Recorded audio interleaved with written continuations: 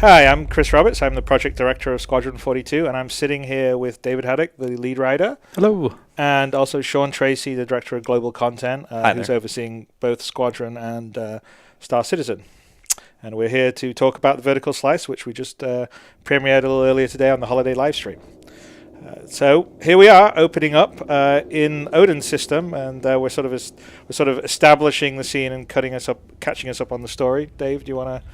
Yeah. So basically, we're because we kind of dropped you in the middle of the story. We wanted to give you a little bit of context, just so you could kind of understand a bit of like what the conversations were happening, and what they were talking about and stuff like that. So yeah. So we're this is. Not at the very beginning of the game, but I would say it's sort of, I don't know, like beginning of the second act, maybe. Yeah, I think so. Or it's like, so you've already arrived on the Stanton. You've sort of bedded in. You've started to fly some missions. So the very first time you actually fly a mission is what we had with the IGN teaser, where Old Man says, "Who the hell are you?" Which is kind of fun because the whole game's about getting Mark Hamill or Old Man's approval, which is very cool. So here we are. We're waking up in the sort of sleeping quarters area of the Idris, and each of these cubicles, they've got their own little shutters, so you can get asleep. And we are kind of waking up, and we're one of the things to think and remember about what we're going for Squadron, and ultimately we'll do the same for Star Citizen, is we want everything to be very tactile, to be very sort of what you can wear or what you can carry is what you can do. So we don't want this sort of RPG infinite bag of holding. You can have all these items. So here we want you, if you're going to put on your BDUs from what you were sleeping in, you actually do it. You put on the flight suit later, the same thing. And here we are, and this is a more full version of the AI system that we've called Subsumption, that's running sort of the missions and the AI and the characters. You're seeing a lot more of their actions around here than say you would have seen maybe in what we've put in 3.0 in the PU. Yeah, and actually it even made the captures challenging because of all these AI doing very different things every time. It's not perfectly deterministic, so he's not always at the microwave actually getting himself something to eat. No, definitely. We've had captures where we were having conversations and we were not close enough in the conversation, so the AI cut in front of us like photobombed, which was it's quite funny actually. So we've had this whole. It's not implemented here, but we have on the list of things to do to sort of have some AI tech that sort of knows that you're talking to someone and walks around the back of you instead of finds the shortest path between the two of you. So we've woken up. We've gotten our BDUs. We're just right now. The idea was to sort of show a little bit of the Idris. We're actually not showing all of it. It's pretty massive. There was sort of the Idris special that showed a bit more of it because there's the med bay and there's a cargo room that we didn't go in that we just walked past. There's a missile room. There's a hold down. There's a hangar for the Argo below and the gravity generator below. So it's pretty good. Sir, if you're not too busy. I was wondering about the combat you saw during your last mission. And so here's the first example of sort of our sort of fluid cinematic conversation system. So I'm not sure we really move around here, but you can maybe see it in some of the other parts. We move around, his head will track us, he'll look at us. It's the quality of the characters is cinematic level quality, and there's no difference. So there aren't really any we don't have any pre-rendered cinematics, so we do occasionally we'll take the camera and play out a sequence, but you're actually still present. It's all running in the engine live. Totally. But that's why why Lars looks so good here. I mean, the thing that always strikes me even watching this now, it's interesting seeing the great animation of him talking, but it's actually the pauses in between it when he's listening to you, because it really seems like he's processing what you're saying, which is just fantastic. Yeah, well, no, I mean, in fact, I think if you look at film or everything, it's almost like the reaction of someone tells you much more about what's going on rather than what people are saying. And with the fact that we did this full-on performance capture and facial capture, we're getting all the performance that we're getting on the stage, and you sort of see the subtleties where, exactly, someone's listening to you and you're telling him this, and he's if you pick that other conversation option, for example, he has a little smirk when you make a little bit of a joke on it. That's just it's really interesting. Sure, and maybe to mention too, we've got a bit of, as we walked into the bridge, we got a bit of stutter and these kind of things. So just to remind everyone that this is a live capture off of a gameplay build. We were not faking anything. just because we were going to pre-record this didn't mean we were going to fake or fix time step or do anything that you would you normally do in a game capture just to kind of make everything look perfect, right? Because this is the reality of exactly where this game is at this exact moment. But we've just barely started to scratch the surface on optimization on this particular stuff. If you're playing the 3.0 pre-U, you know that we've been focusing on that level of optimization when you get there. And I would say, yeah, so that's a lot of reasons you'll see variable frame rate during the playback of the this portion of the mission that we're going through. We will, our goal is to, for a high-spec machine, run this at 60 frames a second, and low-spec to be at least 30 frames a second. This is actually pretty cool because we're on the Idris, which is it's basically a flying level, inside the coil, which is this volumetric cloud tech, flying around Shuben, Arkan Station. There's a Shuben mining facility, and which is 8 kilometers in size. So just the sense of immersion and scale is pretty cool. And that was Cass Fallon, our comms officer.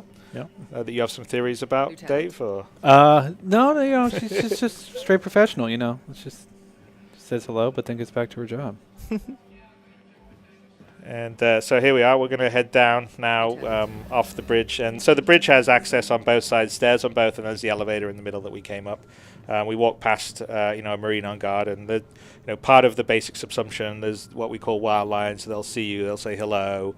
I think I saw some memes or jokes on Reddit. A lot of lieutenants. So lieutenant. They're very respectful. But we actually have a lot of variation of greetings, and different characters all have their own custom stuff. So, and also, ultimately, it'll be sort of reputation based too. So, the better you're doing, the more people will acknowledge you. Yeah, and if you're not, they're not, or they're curt with you. And so, right there was actually Gunnar Haynes, which we didn't go and see. So he is part of this chapter that you go around, but we kind of felt like, this is already an hour and 6, and we're only doing a portion of what you can do. In fact, the mission we'll do later is sort of one of the optional missions you can do in this area of stuff. And so we sort of felt like an hour or so of gameplay was, we didn't need yet another conversation. But if you're playing it, there's a lot more. So a lot of the characters that you see all talking and doing stuff, this is all systemically driven for a start. But there's a lot of backstory insight. You can, whoever you want to talk to, find out what's going on with them, and really get to know the crew, which is what we're hoping you'll get a real emotional attachment to the crew. The amazing thing too is also, or if you don't, you can just move on to your next mission point. Like there's that again, like it's up to you. If you want to get invested, right? Yeah, if you're the type who likes and a good to talk example, there was a couple engineers sitting outside the engine room, and if you stop, and I've stopped on my playthroughs and sat there and listened, they're talking about Morrow, how he's a genius for coming up with this crazy thing. And then you come in and you see him here. So there's a lot of interchange between the characters, which is quite nice. And you can get right up close to all of them, and they'll all be holding up just like Lars was, just like everybody else was. We've brought, what typically was like a hero level sort of character, and we've spread that out to a quantity that's all just of them, beyond basically everyone. All the characters. And so everybody's a hero. There's no background characters. Yeah, Morrow, he's actually one of my funnest characters. Yeah. And here there's a little bit of tech, so where we're looking around, he can detect. We got this thing that we call spoil tech, and it can give signals to the AI based on where you're looking. Also, if you look at running around here and some of the AI, there's points of interest they go by, and they may glance at the point of interest, glance at you as they go by. So it helps break up the more robotic AI locomotion. And we're still early stages of that, so that's going to get that's going to get a lot better. But we're really focused on trying to make the behavior and movement of the AI as good and natural as possible. So this, as far as we're concerned, is still got a long way to go. There's a lot of subtlety, because it's all about dialing in the subtlety. So we've moved. If you actually go back and look at the Morrow tour and look at this, it's totally night and day. Yes. But we're going to go a lot further, because for us, the goal is to really sort of make what we call a sort of fluid cinematic experience. So it sort of feels like you're in a movie, and it has that sort of sense of drama and has that sense of detail and texture. But you're totally in control, and that was kind of what I was talking about. The cinematics, where even though they're live and we take the camera control away, if you don't want to have that, you can just hit a key and it'll be back to your point of view, and you'll see the actions of the people doing from your point of view. So this would be an example of somewhere you could do this. Right here, we take over the camera cut once we walk in. So this is all gameplay, and you could actually walk into the back of this shot if you wanted to. Yeah. Or you could just go back to your point of view. But we want to have, we've got these great actors, great performances, and you really need to sort of get up there to get it. And to take I think in the performance. in this playthrough we did, you sort of can see moment. I mean, there's a great conversation with Captain White afterwards, where you sort of, you get some texture about his son and maybe some sense of regret. Monologue, and it's and there's a later one with some OMC's prisoners that come in that's really great. So yeah, having the ability to sort of take over the camera to get these close-ups to sort of give you a bit more up-close detail in the story is great, but you can also just cancel out and be just watching this from the point of view we were just seeing there before.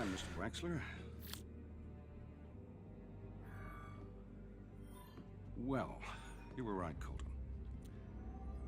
That man is a complete ass. Yeah, the performances of the actors, it's such a different thing to have, these AAA actors in game instead of, a hand-animated guy that was voiced by somebody in the development studio. Do you know what I mean? It changes the game completely. Well, yeah, no, it's fun. I mean, it's fun, and also, we shot for over 100 days in London, over 15 in 2016. And got up and see now if we stayed here and didn't do this, I do this on when I'm playing through because I think it's fun. There's about 3 or 4 prompts, and we always had fun shooting them because the actors would have to basically it was like the player was like totally a troll when we shot it, because he had to be would you like a seat, and then there was like old man would say something, and then Why don't you sit Captain down? White would say something. So we have 3 or 4 of the encouragements that happen everywhere, but in the case of a fastest playthrough we didn't do that, but I do it because I always think it's kind of fun. As soon as you clear the coil, I want you to So, and this scene, without mentioning the RTT tech, would be, not complete. That is opened up so many different things that we can do. She's with actually briefings, down because on she's the flight actually down. down there. Yeah. That's like a live Skype call happening in the game right now, Right. which is super cool. And the same was for Wexler. Like Wexler's sitting there in his office in Schuben that we could see out the window. We're flying around. It was super cool. So, and here you're in full control. I mean, it just happens to be that we were looking at Captain White, but we could come over here. That's Mark's gonna, or old man as he is in our game, is gonna head off, and he actually, and they all, and everyone that does, we don't cheat in this. They don't like warp. He like passes all the way down, and then and you could follow him. And I've had fun because we have a certain playthrough done, but he actually changes his outfit and gets his helmet on and goes down and gets into a ship. It's cool. It's been good, sir. And we've still got the last 5-10%. Just push these faces, push the characters, push the quality just a little bit further.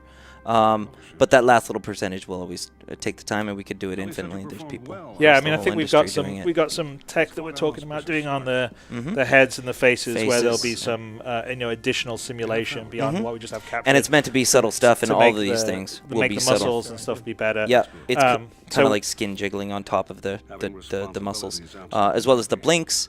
That was some of the things that sometimes called out the blinks. Sometimes the same speed of close as open, which isn't really that real. But when it's a PCAP performance like this, the technology just totally shines. No, it's great. Especially with an actor like this. I love it. It's I mean, crazy. Liam Cunningham's great, and this is a great scene. You really get to, it talks about his son. It's nice, and and we have a lot of these moments with, a lot of the characters in the game, because we had like 350 speaking roles in this when we shot it. Yeah, it was ridiculous. and we I think we basically hired every actor we could hire in London. In London, yeah. There's a lot of good ones, and it was great. That's good advice. But yeah, again, I mean, this was another example, kind of like what I was saying with the Lars thing, like Sir, have you thought the about pauses this? of, While he listens to you. while he listens to it, while he's thinking, he gets lost in thought and stuff like that. It's just, they really did a great job with The it. facial animators love to solve those ones too. Yeah, and I love that because you can see it. Yeah, they're easier. You see that pause right there before he says, "I've kept you too long. You're dismissed, Lieutenant." Yeah. Yes. And you can sort of see him thinking it, and I think Subtle those little stuff. things. I mean, this is just a very tiny amount of what's in actual Squadron 42. And Yeah, I know yeah. when we were locking down all the performances and editing it without any of the scenes and without the rest of the stuff. The characters felt really alive, and I think it's going to be great. Again, this is the RTT tech being used. We got some color light balancing stuff to do. So a lot of the video comms that you'll see in this and the RTT is not going to be how it is in the final. I mean, our goal is, because that's rendered live. He's down in the flight control playing his lines, and you've got a camera there and it's playing it on you. But the goal is that the RTT looks just like it does when you're here wandering around in the photo. So we still got some dialing in to do, but a lot of this stuff sort of has come in recently, as people know, also in 3.0. So it's still pretty early days. And the importance of this was all the functionality. Everything needs to flow together, run together. Basically, anybody needs to be able to start this up and be able to play through, chapters. Well, I'm not going to say which ones they were, but the chapters that we're in. I'm looking for some new gear. What can I get for you? And this is Chakma. He's our sort of ship's weapons master Combat guy knife. who's going to hook you up with your guns. Yeah, and I love. I mean, this is another one of my goals here with this is I'm really, the tactile. I was saying about you put the clothes on, and I hate this. Like I just look at a screen and I pick my weapons or something, where it just feels very gamey. It just magically appears. And it magically appears. And so this is and actually in Star Citizen and some shops, I'd like to have this level too, where the shopkeeper will put things in front of you. But it's great because he actually picks the weapon out, and we don't select it here, but if we went and said what the bearing P8 AR rifle, he'll go over to, because all the different weapons are on the racks behind him, and he actually takes it from there and puts it down in front of you. But again, in terms of time of this, we decided we didn't want to do too many of the stuff. But it's kind of fun, and you can also come in here, get a weapon, go to the shooting range just across the way, do some practice shooting. I mean, I forgot to mention there's a shooting range and an armory as well on the Idris. I mean, Idris has got so much stuff. So much. It's crazy. I mean, honestly, we got to get the AI crew working for players in the main PU Star Citizen, because otherwise it's going to be a very lonely experience. Your own floating fortress. When we all first saw that animation where he does when he cocks the weapon, puts the magazine in his hands, we're all like, oh, yep, Stephen Bender was here.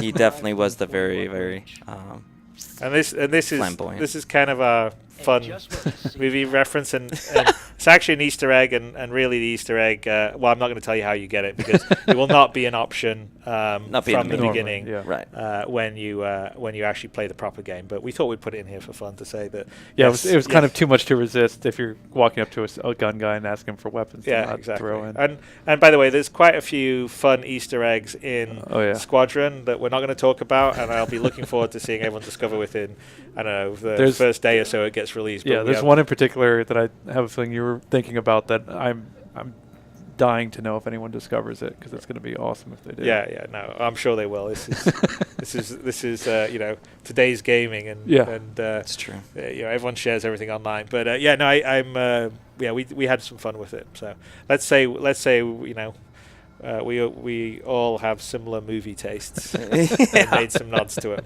Yeah, we've all got similar sense of humor on all this stuff too. One of the things when you're walking across that walkway, like those, there's windows that are down to the hangar. You can see all the deck crew and everybody moving around the ships, getting them ready. I quite like the additions to the windows and everything here. Here's Belosa.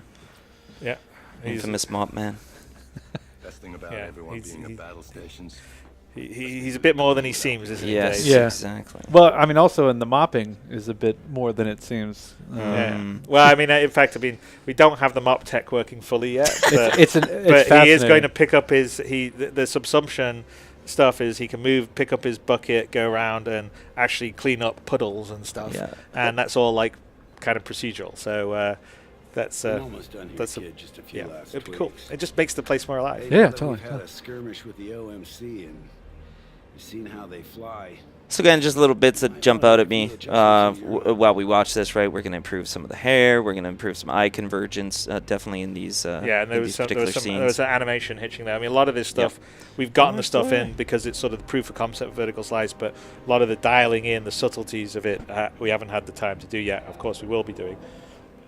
And here, I mean, we know what's happening, so on the playthrough, we're kind of waiting for the Argo to come in, but that's all happening live in the game, and then we're taking over and if you went back to your point of view, you would see this playing out from the point of view up where you were in the sort of ready room. For me, this is one of the best examples of why having all the faces at the level that we have, all the characters at the level we have, all the performances at the level we have really, really makes a difference to the game.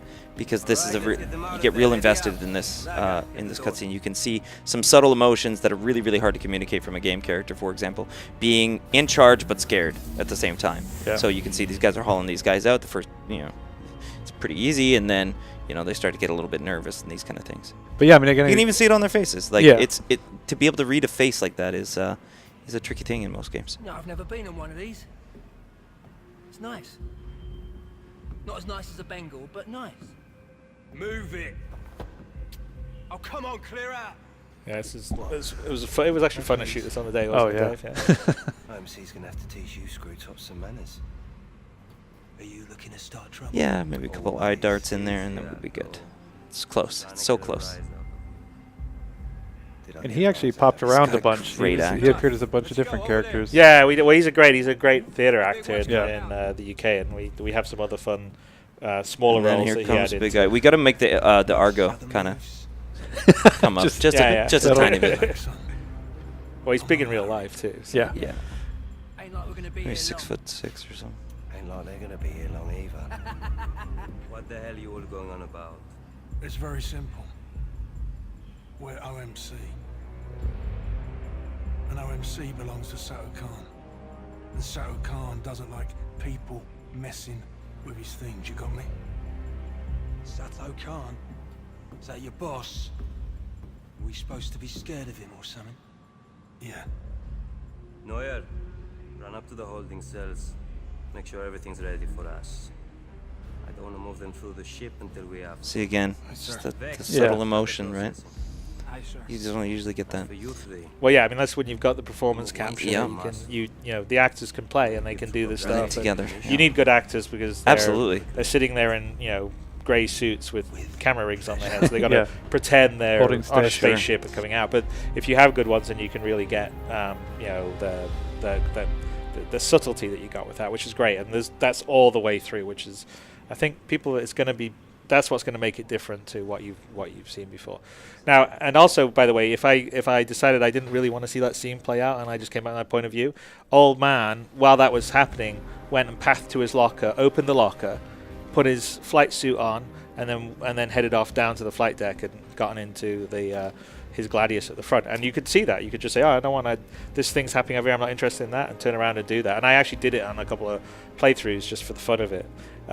But yeah, it's cool. So again, this is tactile. You pick up, you hold the helmet. It's a bit janky. Some of our pick-up, take-up stuff still needs quite a lot of work. Even if you guys are playing 3.0, you see that.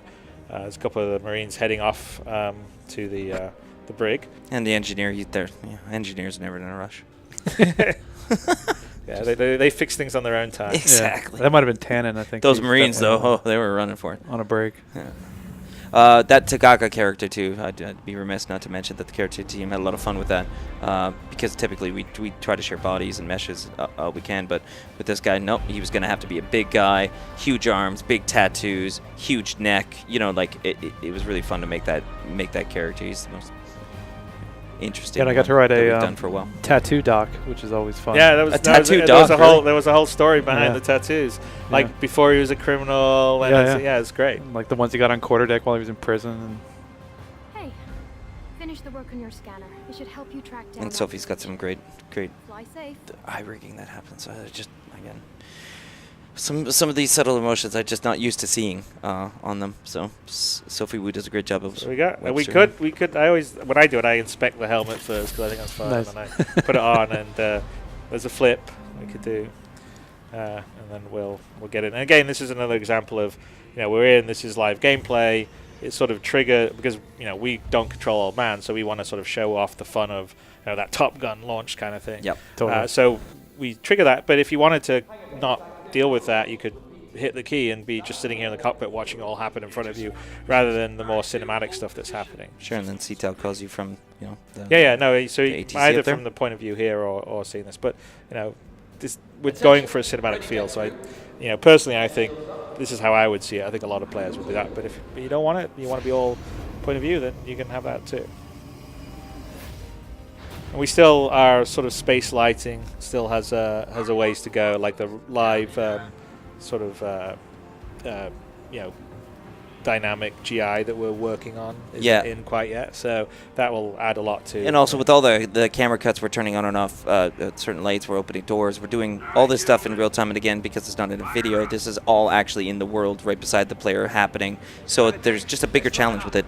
And it's why you see the frame rate drop a little bit, because there's a lot more stuff getting drawn here. And you're also seeing some things like landing you gear saw some flickering. jittering on the landing gear because it's all physicalized, and there's sort of there was some conflict between the animation and the actual physics simulation, which is all stuff we'll dial in and won't be there in the final one. But it's still early stages, so it's also worth throwing out that the level of detail on the flight deck crew. I mean, that whole handoff thing is. I mean, that's all. Like, that's legit. another Stephen Better specialist. Well, I think he got hold of really. He got hold of some proper carrier deck crew, and they sort of worked out what different people would do in this sort of situation, because it's slightly different for this than you would be on on an aircraft carrier, because we're not really have a catapult launch, but we kind of have it for fun, and luckily, you don't need this many people to launch your ship in the persistent universe. But so it was a little bit dark in this capture here, but they were doing actual semaphore. That would be for on the I think the thing was that we just put in a change in the lighting state for the launch, which is this emergency, and it needs a few more lights because you can't. They look like little Tron guys. You can't see the guys guys telling you what to do, but they're there, like giving you the spin your engines up. Okay, they do the triangle over them for you to go to hover mode. And then here's us sort of launching, and you can see that's loading a bunch of stuff at the outside. A lot of the exterior of the Idris usually. Yeah. And then we cut out to the third person to show it, and now we're sort of out flying in sort of the outskirts of the coil where Shubin's based. So the coil. Do you want to tell us a little bit about the coil? The coil is sort of the remnants of Odin 1. So the first planet in the system got kind of smashed up when the star nova'd. So it sort of created this kind of weird sort of electromagnetic anomaly. So it's just these like massive chunks of like planetary debris and this weird sort of perpetual ongoing ion electrical storm type thing. So it's a very like precarious place to go. And but mining companies like try to risk it because there's a lot of minerals in there.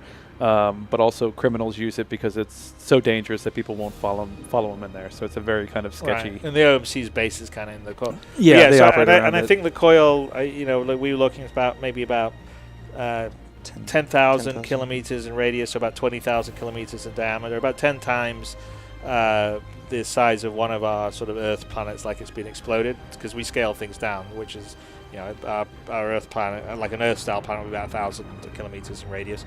And actually, the tech that's doing this is not a background; it's a full-on sort of volumetric. Kind of cloud tech.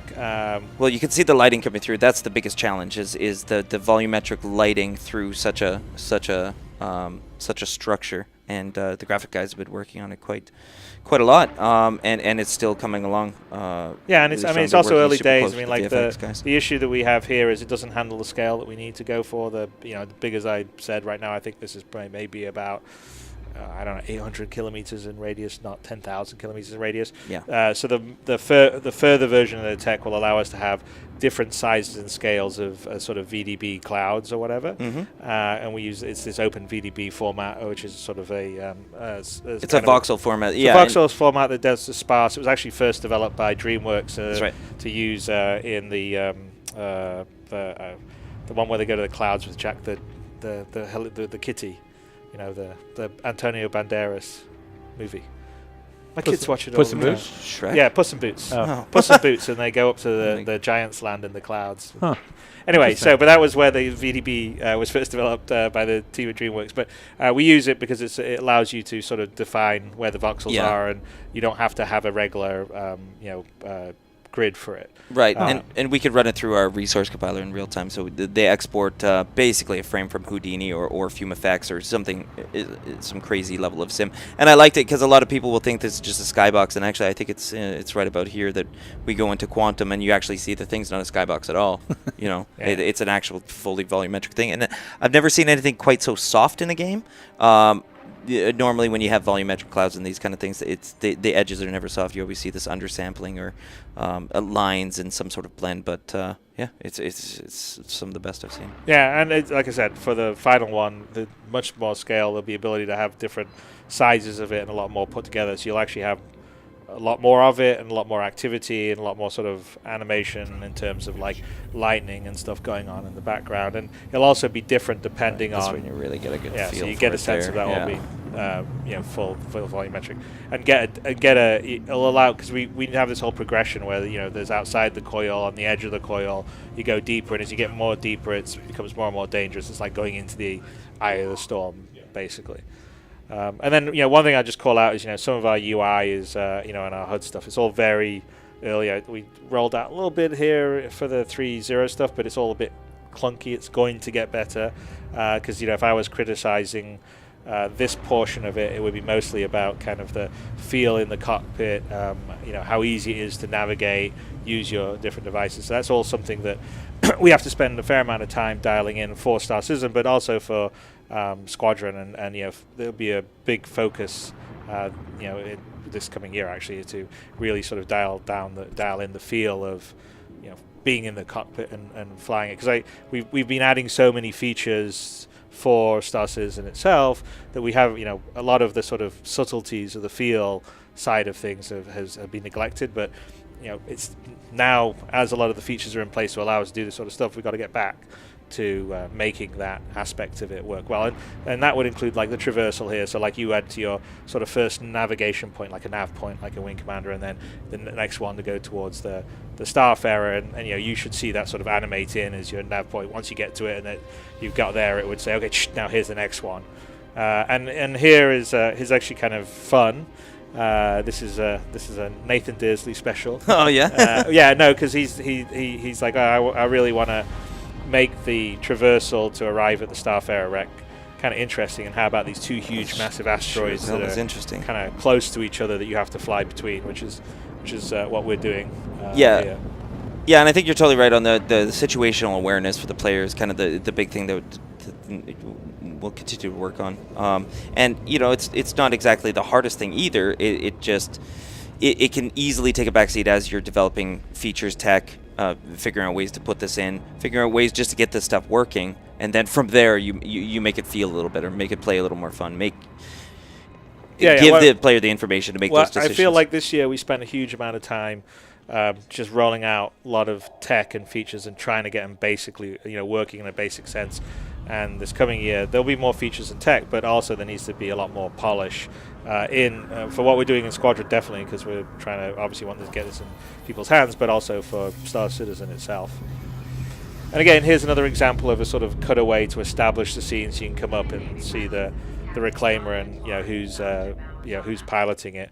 It's a little dark here, but the actual idea is you come up and then sort of the camera, as you see it, the camera takes over to give you more of a close-up. So this still would need a lot more dialing in for the final the game, but it's kind of nice. And again, if you looked over at Mark Hamill or Gary Oldman in his ship, you would see him talking, and you go up and you went to the window, she's talking as well as being on the RTT. So they're actually live. Yeah, they're actually there. Like that's what always blows my mind with these things, because so often that's been video or like, and again, I can't really think of another game that's actually projecting a volume from one place into the other, like onto a screen like this.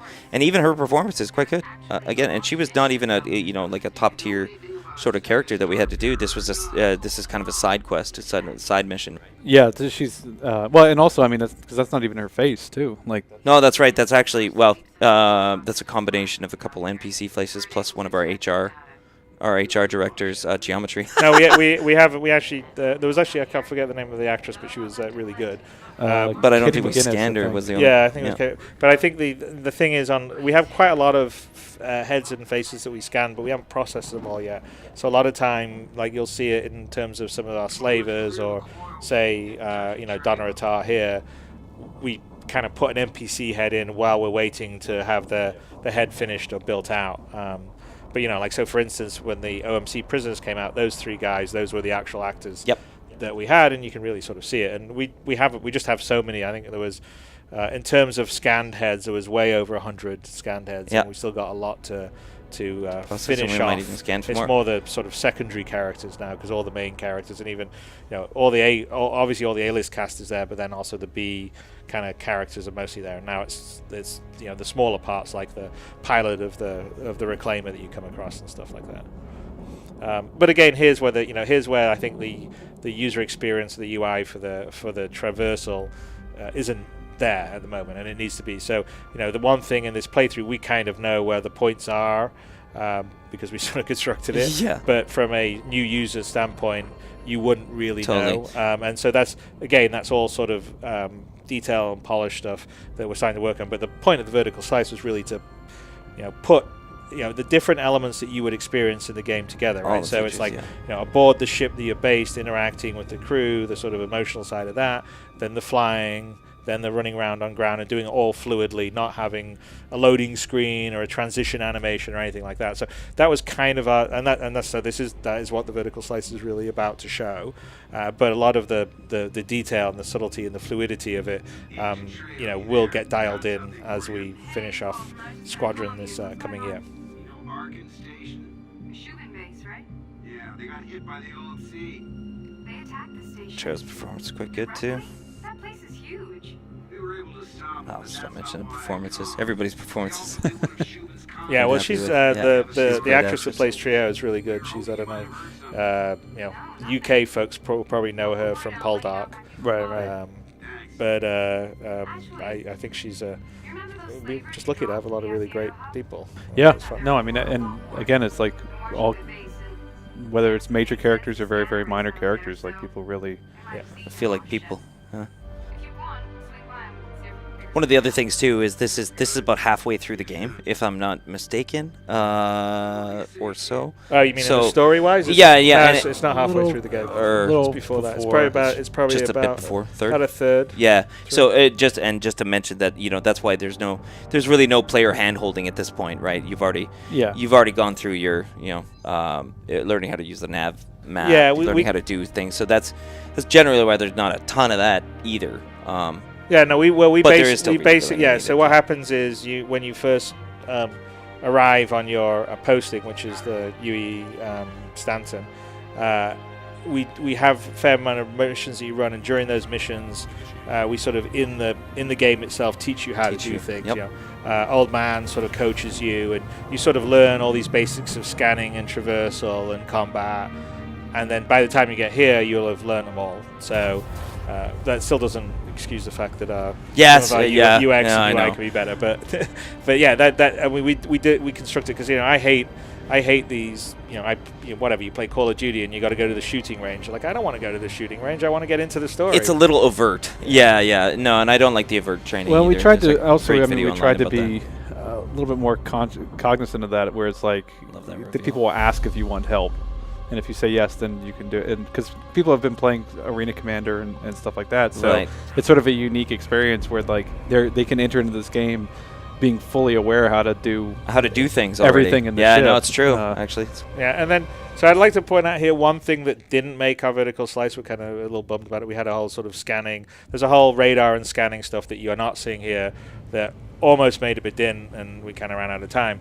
But here you would actually do a scan. You would scan these. You would get a readout, and it would actually say, Mercy Gutierrez, and it would actually say that she's 135 years old. Yeah, her date of birth and stuff like that. Yeah, and you're like, well, hang on a second. This is a bit weird. She's flying a Cutlass, and they're doing a patrol pattern. Yeah. But yeah, she's the idea is the slavers have got a jacked IDs and stuff. And the scanning actually in a lot of this here, finding Trejo, and even when we get down onto the planet, because there's an FPS scanning thing where you can sort of do almost a little like the Batman stuff where you can sort of do a scan and analyze where the weak points are. So in a lot of what you see later on, really you would do scanning to figure out some of the stuff. We know like we get a battery from over here or whatever. That's because we sort of know the layout, but that's because the scanning was sort of missing. And the other thing, we have a whole new GPU shield effect that's pretty cool, but I think you don't really see it much. I don't think we saw it here. I think it was we didn't get it fixed in time to work in the vertical slice, but it will be something that we're coming to Star Citizen like a 3.1, and it'll be in Squadron. And it's very cool because now we have GPU particles. We've got this what we call sign distance field around the all the ships, which conform to the exterior of the ship, so you get actually the proper shape, and we can run particles and they get attracted over it. So when an energy hits on a shield, you can sort of see them spread out over the shape of the ship. It's sort of the thing that you would use in high-end visual effects and pre-rendered stuff, but we can sort of now do it in the GPU stuff, which is pretty good. And I believe this was Robbie Elms, is one of our designers, was piloting. I did tell him that he didn't really follow. We actually don't. The scene with Haynes, he asks you if you got any tips, and one of the things you say, right, Dave, is best pilots conserve their ammo. He is not conserving. He is not conserving his ammo. Firing for effect. Yeah. He is brooming. And again, this is like I said. I feel like one of the big focuses anyway. I'm going to push on is the sort of feel of space combat and also the ground combat that's coming as we're trying to polish off Squadron, and that'll come across obviously into Star Citizen, because I sort of feel like a lot of that we still need to dial that in properly, because we've been so busy putting features in, procedural planets, all this stuff, which by the way you see a procedural planet right here, that we haven't had time to really get the basics back up to how I would like them, but now's the time to do it. So that will be coming down the road, and I'm kind of looking forward to that, because I think having a really good feeling combat, whether you're flying around or on ground, then with a sort of story and this kind of environmental design, which is Nathan Dearsley, we sort of just reorganized our kind of team structure, so Nathan has now become the art director for our overall Squadron, in charge of the ships, the environments, everything in it. I think it's. You've all known Nathan's amazing ship videos. He's got grand visions. He's got it's going to be great. Definitely. Although I did, the idea here, right, is that we've got some decaying old satellites. Yeah. Because might have gone a bit. And I did say, well, why some debris look like Wally? But I didn't really mean it literally. Why like Wally? So in the final game, there probably won't be quite this much, because I don't know how many satellites this would be. But the idea is it's like 20 Olisars. This moon was a sort of used for sort of chemical production and factory. Yeah, gas extraction. We actually they profiled them in this month's Jump Point. Okay. And is it and toxic? I commented on how much trash was in the atmosphere. Well done, Dave. And the atmosphere is toxic. This one or no? Well, I think no. I think we were. I think it was breathable. Breathable. It was breathable? Yeah, Okay. we wanted to have it breathable. We also like to see people's faces. It's much better. That's true. Yeah. So here would be the actual gameplay here. We're actually going straight to where Trejo is, but the gameplay is you sort of arrive and you'd find the slaver ships, spoofing as someone else, that then they attack you. Then once you get rid of them, you've got to look for Trejo. You don't know where she is, and you start to scan, and you're looking for any kind of EM signal or IR signal, and so you sort of slowly work your way through. There's probably some false positives you scan through, and then you'll find her in here, and that's using the scanning gaming mechanic. But again, like I said, that didn't make it for the demo, which is unfortunate, because it was almost there, but it wasn't all the way there, so we can show it. But there'll be more gameplay here where you're basically sleuthing around, because what we want to do is have all these tools, because they'll work great in Star Citizen, the big sandbox, but also in Squadron. It's not just a straight on the rails shooter like you may see with a typical sort of like a Call of Duty or something. You have a lot of kind of more RPG elements. You have some more sleuthy elements, some stealth elements, and puzzles, right? Like you'll see a puzzle will come up here, and it'll be a better puzzle in the final game, because again, we're missing some of our scanning that sort of helps you figure out stuff, but you can pick things up, move things, use them, do all that stuff. And should mention, it's a sandbox puzzle too. So you don't have to fly your ship in here. It's cool that they did, because it looks amazing when you get your ship in here. But you could park outside, you could 0G in, you could take your time, you could go explore the planet, come back. Like there's a lot of again, it's sandbox. It's do it how you want to do it. Solve the puzzle, but solve it in the way that you want to solve it. And as we'll see in the sort of approach to the slaver base from here, they take a very kind of low, stealthy type approach to it, but you could just as easily say, screw it, I'm gonna just fly right at it and just open fire and try and take them head on, and that's a viable way to well, and that's part of. We can talk to it when we get a bit lower, but that's not. That would be in the final game way better signposted, where you get down, you have your options of because the reason why you'd fly low is the slavers have a whole bunch of radar and AA guns set up, which will basically take you out if you're flying too high, so you've got to get low under it. But you can decide, where we land is the back entrance that's shut down. Right. But you could go in the front door and really just go out in a straight all brawling out fight. It's kind of up to you. I gotta mention the rendering here, though. There's the volumetric fog, the new fog tech, the HDR fog tech, plus the shadows, plus the sun, plus the dynamism of the thing moving around. You've got shadows moving, crawling across the ship, and all these kind of things. It's just, again, it's yeah, and nobody again, really takes it this far. Yeah, and it really gives you a nice mood. I mean, and there's a gun there you can pick up. There'll be a bunch of. I think we're going to have a bunch of personal possessions from Treya. We didn't quite go get through a her bit for stuff. this. She's got a blanket. And you can't see here, but it actually says slavers on the back. I don't know why. Maybe it's just how it got crunched when we, created it so it would go on YouTube. But it's a lot more subtlety when I'm playing it on my screen. I can actually see things like.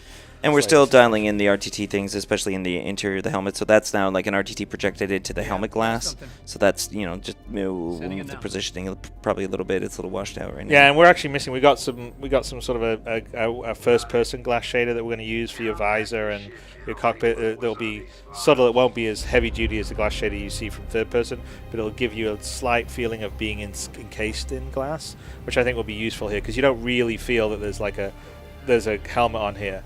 But we don't want something that will have a big glare or get in your way, so there's a sort of in between it. And I have to, by the way, call out. I mean, we've been playing. We haven't talked about it, but the music. Oh yeah. Jeff Sinelli has done an amazing job, and the music adds so much to the sense of flow in what we've shown here and will be in the game. And we've really approached it with a very sort of filmic. Jeff's a big film composer. Me and Dave worked with him on Outlander, which was fun, but he's done a lot of other things. Most recently, the most recent Pirates movie, and he's worked with Hans Zimmer a whole bunch, and he's got a big long. Did the Pacific, did a whole bunch of other stuff, and it's great. I mean, it's because we've got this what we call this music logic system, which is sort of an evolution of a lot. A long time ago in Wing Commander, there was the Origin FX, which was this idea of the dynamic music. But this is a whole nother level beyond that in terms of being able to sort of move and modulate between different pieces depending on what's happening or what point you are in the story or the mission or whatever. And it's you're kind of sort of hearing it here. And I think that is, again, another element that you may not think of, but it really adds to the sense of place and mood. Oh, that view is just incredible. With this, with the infinite view distance, it's just a different experience. And again, like in a lot of, everybody will be used to this being a skybox or something. And the fact that again, we've gone from the Idris through Shubin through the coil. That's why Sean's going to come to every person's house and remind them while they play that it's not a skybox. This is not a skybox. Yeah, well, I mean, that's the thing, right? That's the difficult thing with the. That's what makes all of this harder. Is the scale, and I know people. Oh, well, the frame rate's low right now. We know it's slow, but no one else is trying to update or render or simulate this much stuff. Right. And we definitely have solutions to bring the frame rate back in performance. It just takes time because it's a very complicated task. And I have no doubt we'll get there because we have some of the best engineers that are in the industry. But when we were watching this during the show, the same thought hit me as I was just watching it now, where it's like you think back as to where we've come from, waking up in the bunk, and there hasn't been a single load screen. No, which really immerses. It has the effect of really investing you in that moment. Yeah. And anything that pulls you out of it is super duper obvious. And again, you see multiple materials on the ground. You've got all kinds of different gloss. This is I think that's one of the key things here is that idea that everything's fluid, right?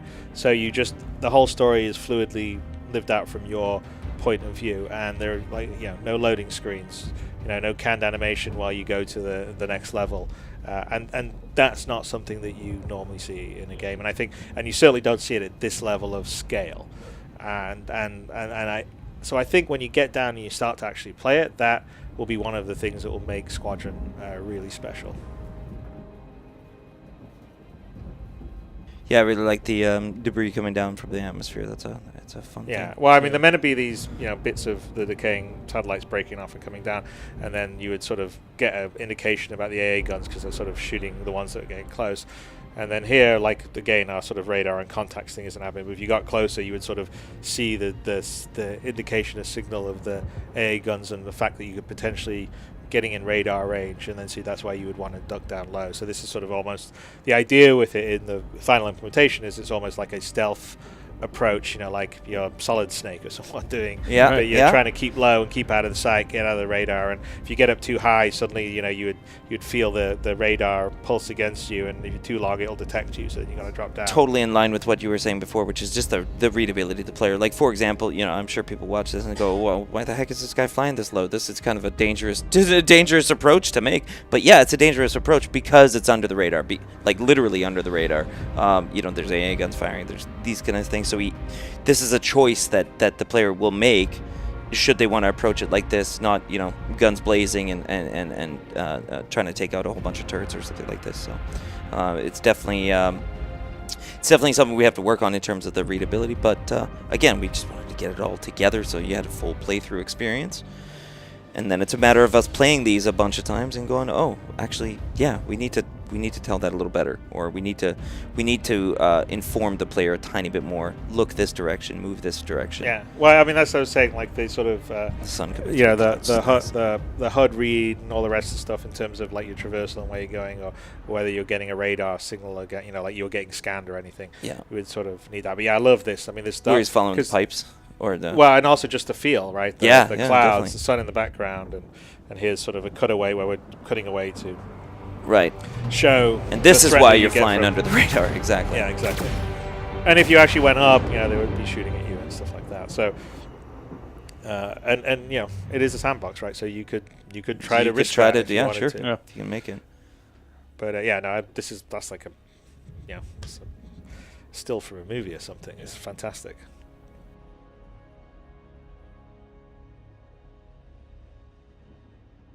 And we didn't really show up, but you have a journal and from Trejo where she sort of called out the different areas. So as you would be coming along to the base up here in a bit, she would have marked the possible entrances. Like, okay, here's the back abandoned entrance. Maybe we can sneak in the back air, which is what we're going to do. Or here's the main landing pad where the slavers are coming in and out. But she's basically downloaded a bunch of her research on the slavers, and then as you're moving around, you can use that to figure out. Yeah, okay, basically, she figured out that this is where they were holed up. So she was trying to plan out assaults. So she was like, you get her notes of basically how she would assault it if she wanted to try different things and stuff.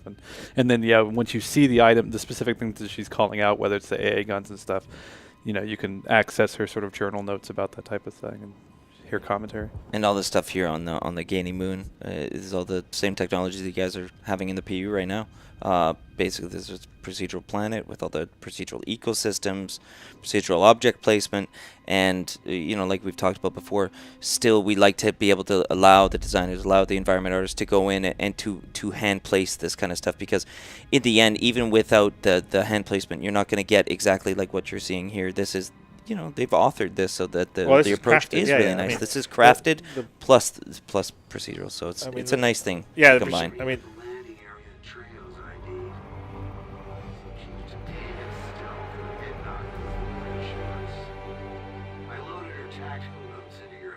So that's when he mentions them. And then on your HUD it would actually signal, and so some of that kind of detail. I mean, as you guys that follow 3.0, the UI has been one of the things that have been sort of holding us up. So we're still behind on some of the UI that we would dial in here. But again, that would be sort of indicating where you would land and stuff like that. And then the other thing I think we've talked about is we're going to be dialing in more of the atmospheric flight model, because that's not fully all there. We've got plans for it this coming year, and again, that would make that more interesting and challenging coming down here in the low areas, dealing with a little bit of flight, bucking around, some turbulent. And I think our plan is to make this a fairly stormy planet longer term.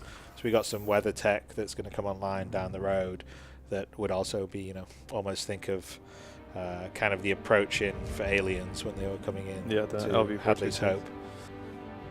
Some really nice VFX work there from the VFX team.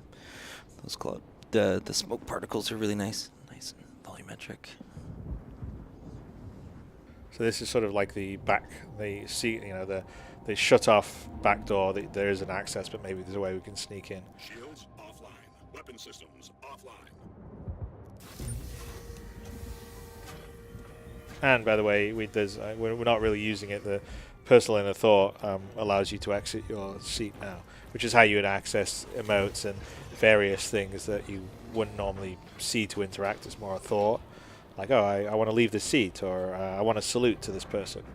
That's kind of the personal inner thought mode, which you access by hitting F, and you click on the little circle icon, and it brings up a whole menu, radial menu for you. Yeah, I like something you had said about it before, which was just not remembering all that shortcuts. Because I forget the shortcuts. Actually, honestly, sometimes we change them so often that I can't keep track. So sometimes I just look down, and because the inner thought's there now, it actually makes it a lot easier. Yeah, well, if I don't remember. But I mean, the long-term goal that I have is, you should be able, like, say, if you're using keyboard mouse, you should be able to play all from keyboard mouse. Turn on, couple mode or decouple mode, or turn your headlights on when you're in the cockpit by clicking on the buttons. Or you shouldn't have to know all the hotkeys, but if you do know the hotkeys, you'll be, quicker. So it's sort of like, I don't know, an RTS. You're playing StarCraft. If you know the hotkeys, you can just do a lot more stuff quicker, but you don't need to know. You could just use your mouse to click on things and icons, and it would be fine. And so that's the goal here. So you should, simple with a mouse and keyboard or a gamepad or a joystick. You should be able to do most of the stuff, and if you learn the hotkeys, you now don't need to actually physically interact with some of the stuff. You can just sort of shortcut to holster your weapon, or drop something or something like that. Yeah, and this is one of our more, I guess, your typical power puzzle where you've got to get a battery into this. Well, I think the final one that was meant to happen here is it's actually got a burnt-out battery. So you get into it, you see the battery's burnt out, you need to find a fresh one. You would also have your tactical visor that would tell you that there was weak points you could use your paw on. We didn't really introduce the paw here, we just pulled it out. But in the gameplay, the idea was that you would find the paw and then you would be able to use it. Here's a manual override, which is going to be a feature on most of our automatic doors. So if you cut the power to a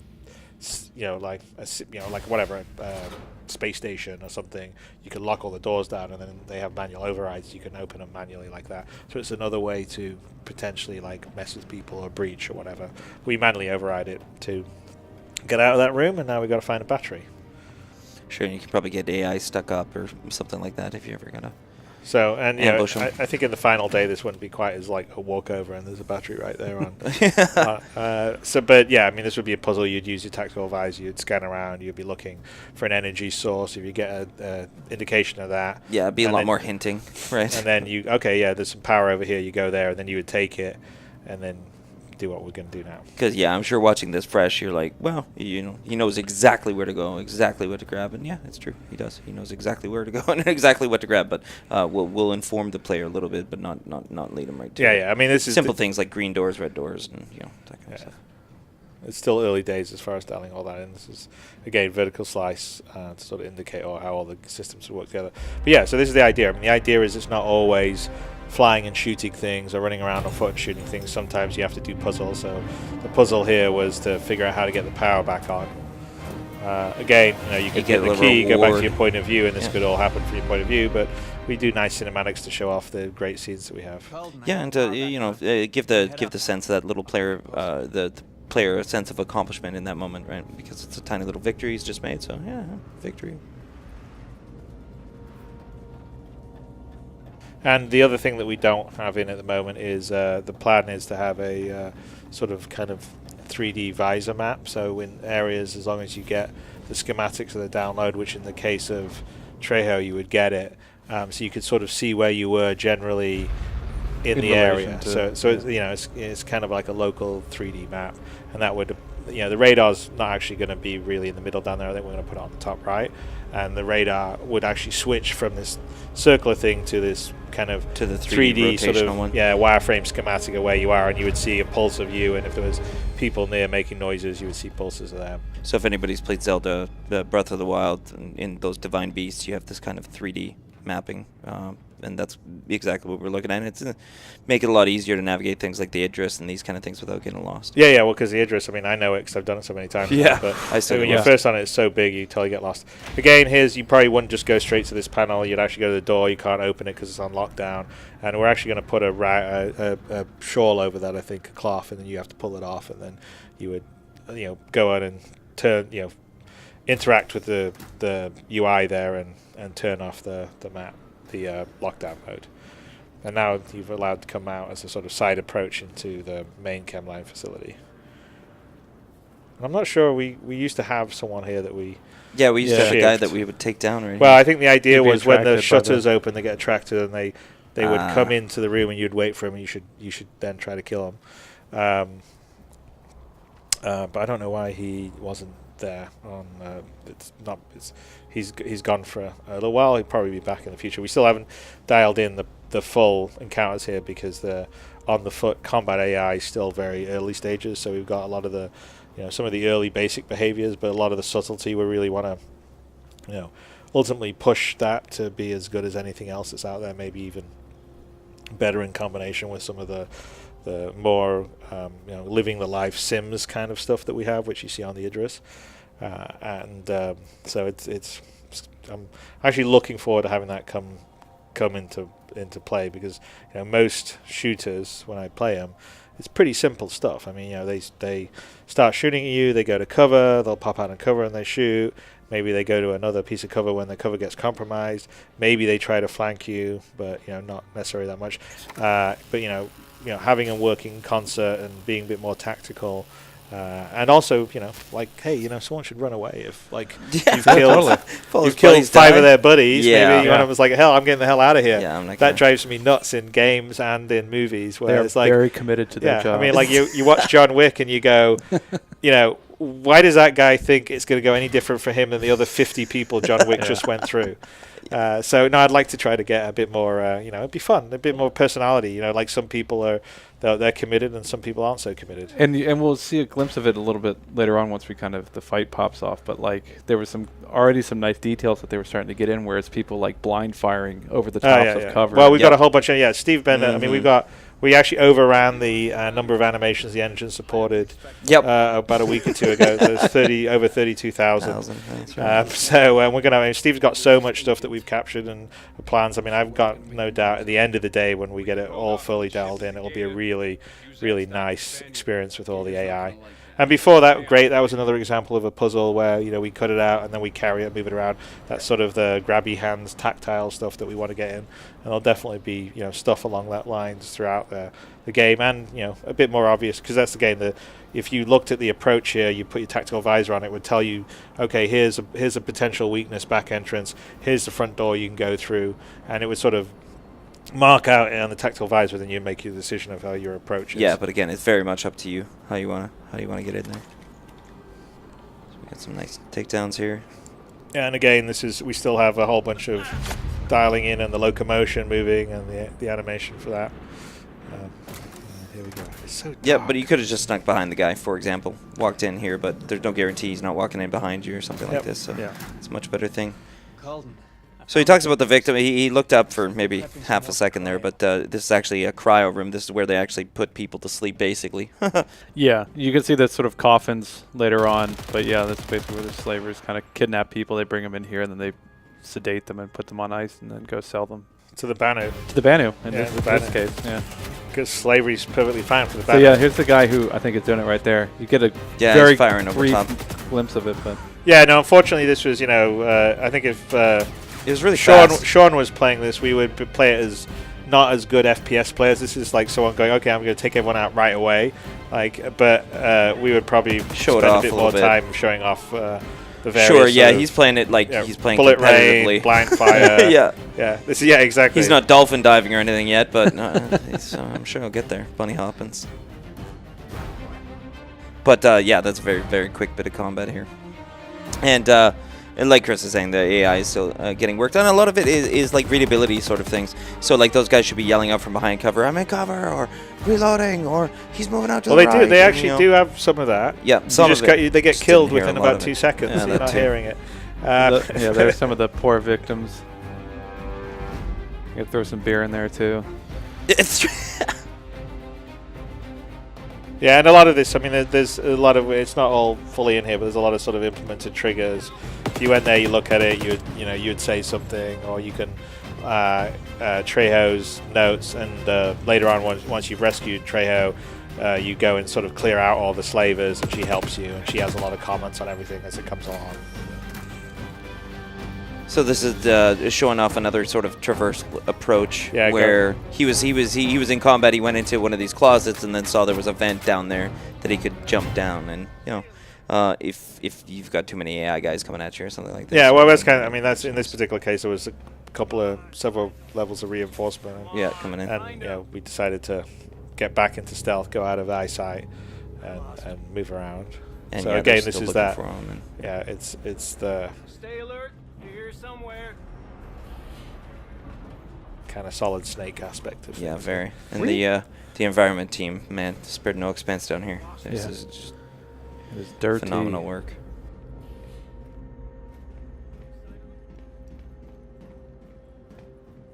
For some reason, he doesn't hear this door open behind him, but he's listening to music. Yeah, for the purpose of our demo, he doesn't listen to the door open behind him. But in the final game, he definitely would be going, "Huh, what's that?" There's a whole bunch of like the kind of, again, like I said, the kind of solid Snakey style. Oh, there's something over there, isn't it? Yeah. And we want to have a fair amount of stealth and tactical aspects to it. And here, I can't remember if you can see quite there, but that actually is a mirror, and you can see us in the mirror. And here's Trejo. A little worse for wear. Yeah, Eleanor Tomlinson is the actress, and she's great, and she's actually a fun role. There's a bunch of stuff with her before. In the story, so because she's the advocacy agent in charge of the Odin system, and you go to see her on Fortune's Cross when you first get into the system, and she gives you some leads on various. Yeah, folks. she's sort of. You guys have a bit of a contentious relationship. I'd like to note for any prospective game directors too. That's a horrible pose to make a game character do. It's so hard to do that one right. We had to work on that a lot, get rid of the chicken wings under the arms and all this kind of stuff. But it was fun to try note not to hang them up. I did notice everyone in the chat said "say no." Say no. I was just about to say that. Yeah, they were being very stingy about their meds. You guys, Trejo's a good girl. She's she needs help, guys. Nah, she's a badass too. Oh yeah, she wrecks dudes. I found Trejo. We're on the move. Good work. And again, this is using that sort of cinematic cutaway, but you could be in your point of view and you'd still see her all doing all this sort of stuff. But we'd much rather movie moments. We'd like to get some of those in. Yeah. Keep moving. I'll contact medical teams and her people to move in when secure. Understood. And Lieutenant, make sure Trejo understands this is your op.